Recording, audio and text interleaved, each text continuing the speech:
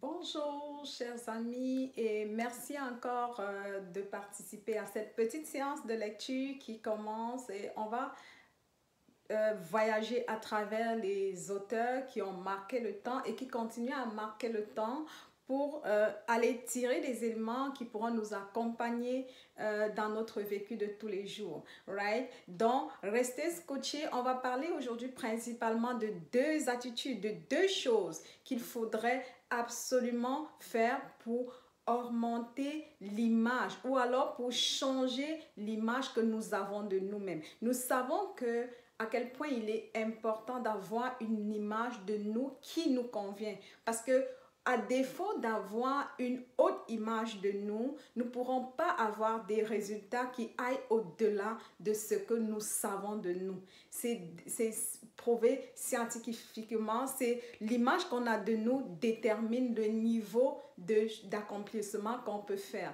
Donc la première des choses qu'on aurait à faire, c'est cette bienveillance vis-à-vis de nous-mêmes, quel que soit le résultat que nous voulons atteindre. Ce qui fait qu'aujourd'hui, nous allons particulièrement faire deux choses. Première chose, on va faire une petite lecture sur le livre, la partie de la foi de Napoléon Hill dans le livre Réfléchissez et devenez riche. Si vous avez un peu de temps le soir ou dans la journée, vous pouvez repasser sur le passage concernant la foi. La foi ici, c'est pas forcément un élément juste religieux, mais c'est un aspect de nous en tant qu'être humain qu'on devrait utiliser à notre avantage. Du coup, on va passer à la lecture et on va relever ce qui serait important de faire.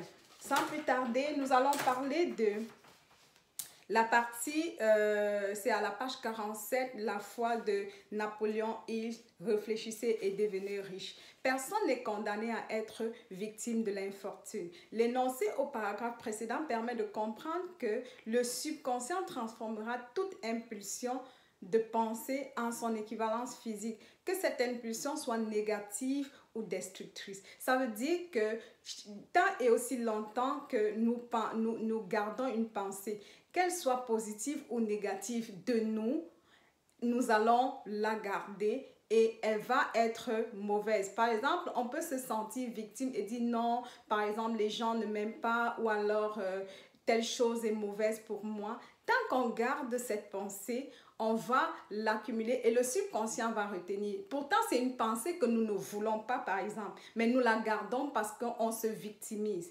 Une autre chose, c'est que si on garde une idée positive, même si l'idée positive semble dans la réalité ne pas être vraie, le juste fait qu'on garde une idée positive de ce qui se passe ou alors de nous, si par exemple nous sommes élèves et qu'on n'a pas de très bonnes notes en une matière, ça peut être en mathématiques comme j'aime bien souvent, on peut juste se donner un level et se dire je suis, se donner une image qu'on a de nous. Et là, même si l'image n'est pas vraie, à force de la répéter, parce que c'est la façon dont le subconscient fonctionne, on va finalement l'intégrer. Tant et aussi longtemps qu'on ne l'intègre pas, le résultat ne suivra pas. Donc, il est extrêmement important d'aller voir l'image que nous avons de nous. Quel que soit le niveau de résultat qu'on peut atteindre dans la vie, même en termes financiers, ça dépend strictement de l'image que nous avons de nous. Right? Donc, des millions de gens se croient condamnés à la pauvreté et à l'échec, victimes d'une quelconque force étrange qu'ils se pensent incapables de maîtriser. En fait, cette conviction négative fait d'eux les auteurs de leur propre infortune. Elle est assimilée par le subconscient et transformée en son équivalence physique. Fait que il serait important, la chose que nous suggérons aujourd'hui, c'est premièrement aller dans notre quotidien, dans ce qu'on fait toujours, parce que personne ne fait toujours des choses mauvaises. Il y a toujours quelque chose qu'on fait qui nous rend contents et qu'on fait bien. La chose que quand on fait, on se sent vivant, on se sent... on a une belle image de nous. On peut écrire ça. Ça peut être une chose qu'on a fait dans le passé et qu'on a oublié. Allons dans notre passé et relevons cette chose. Par exemple, sur une petite carte. Deuxièmement, on va dans l'avenir rechercher aussi l'élément qu'on veut de nous. la chose qui pourrait nous donner une belle image de nous. Et lorsqu'on aura écrit ces deux choses, qu'on le regarde régulièrement, ça peut être dans la journée, on peut y penser, mais c'est toujours bien de regarder parce que c'est une lecture, c'est comme si vous forcez ou alors vous imprimez dans votre subconscient ce que vous voulez de vous. Si vous ne le faites pas, vous allez garder les autres images qui peut-être vous ne voulez pas.